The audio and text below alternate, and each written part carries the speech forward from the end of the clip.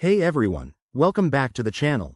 If you're diving into the crypto world in 2025, you know how important it is to manage your assets securely.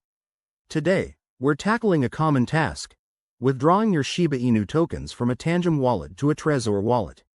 This process is straightforward, but always remember, crypto transactions are irreversible, so let's do this carefully and correctly.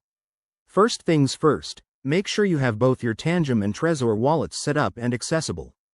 You'll need your recovery phrases or PINs handy for security. Start by opening your Tangem wallet app on your device. If you haven't already, log in securely. Once you're in, navigate to your portfolio or assets section. Locate your Shiba Inu, SHIB, tokens. They should be listed among your holdings. Tap on SHIB to select it, then look for the Send or Withdraw option. This is where the magic happens.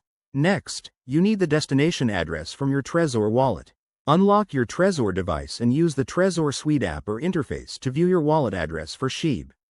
Copy this address carefully. Double-check it to avoid any costly mistakes.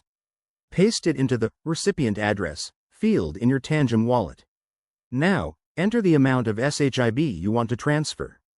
Be mindful of any network fees. In 2025, these might be dynamic based on blockchain congestion, so check them before proceeding. Once everything looks good, hit Confirm or Send. You'll likely need to verify this with your Tangem's security features, like a biometric scan or PIN. After initiating the transaction, keep an eye on the Blockchain Explorer for your network, probably Ethereum, since SHIB is an ERC20 token.